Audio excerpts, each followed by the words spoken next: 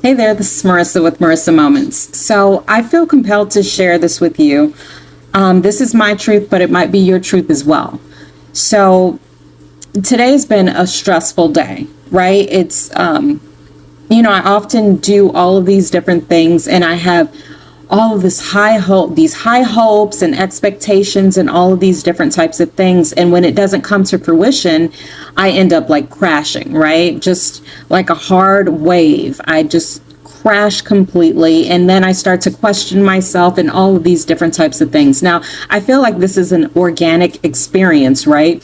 To say that one doesn't experience disappointment is, I mean, it might be your truth, but what I find is that in more cases than not, it is a lot of people's truths, right?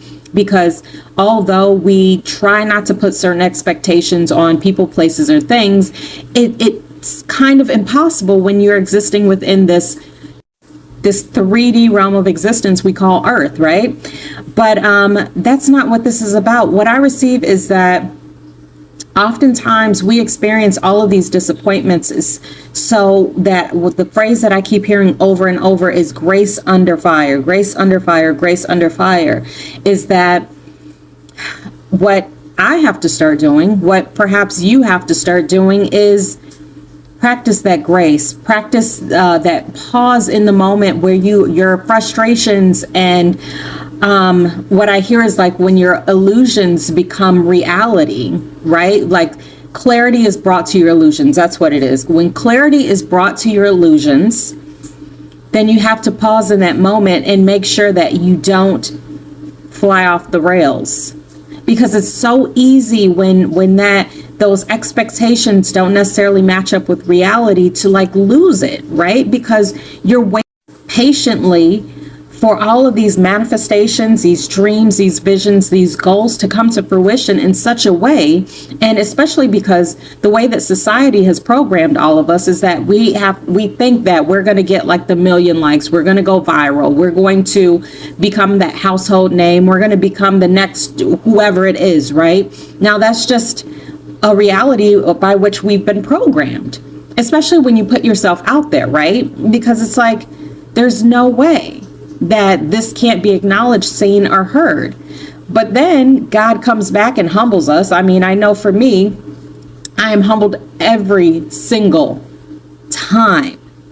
Whether I talk about somebody who stubbed their toe and I get a little chuckle out of it, and then I go ahead and stub my entire foot, or, whatever it may be. If I talk about somebody breaking out and then the next second I got a pimple coming in, boom, getting my God smacks immediately. But the bottom line is this: it's not about those God smacks. It's not about any of those types of things. It's about understanding that the expectation that we place upon ourselves is not the one that is necessarily, or the reality that is written by God is what I hear. So we may have our own certain expectations. We may see how things are supposed to go, how they're supposed to go, right? But then God is the one who has the full scene already laid out. It's like a script that's been written from alpha to omega, right? From beginning to end. Even with all the alternative options, because we do have free will. But guess what?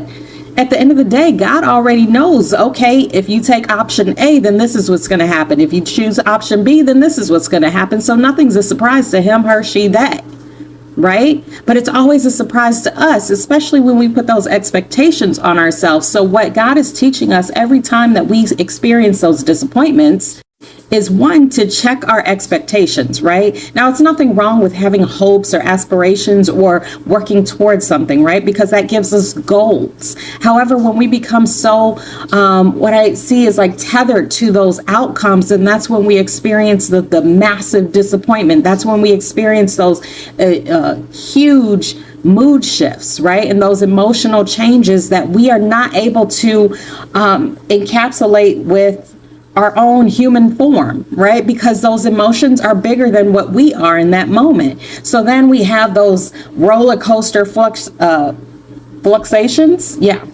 of emotions where we're happy, we're sad, we're angry, we're mad, we're resentful, we're joyous, all of these different types of things, and we just don't know how to handle it. But the bottom line, to encapsulate all of that, excuse me, I'm spitting, is that grace under pressure, grace under fire, regardless of what regardless of what that outcome looks like, right? Because whether it turns out exactly how we expected it or how we saw it, or it's in the complete opposite direction and it makes us feel like we're being dragged down into the nether regions where it's like, here we go, hello darkness, my old friend.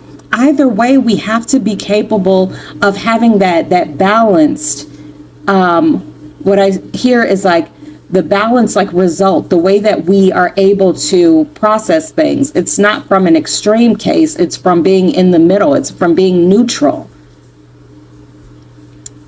Experiences happen to us, right? Life happens, but we are truly in control of how we perceive it and receive it, right? And I just got a confirmation of somebody congratulating me on today. Thank you, God. Because yes, I did also release a new course today, which I'm very extremely proud of, but I allowed my emotions to negate the pride that I felt in myself for actually putting it together. So what is the bottom line message for you, and how can you apply this to your life? When you have those dreams and visions of the things that you feel you need to do and put out there and work on, don't connect your emotional results and outcomes to whatever society decides to do with whatever you put out there. Find the pride, find the joy in the fact that you did it. Find that happiness in that, and then adjust your crown accordingly, right? Don't allow anyone to have power over you and your feelings based off of expectations, based off of false expectations. Because when we do that, God is going to continue to teach us hard lessons by giving us an outcome that is in direct contradiction to what we have hung our hat on, right? I hope you're picking up what I'm putting down. Don't give other people the power over you. Control your emotions, have grace under pressure and under fire, and regardless of what happens today, tomorrow, next year, you're going to be able to handle it. And that's it.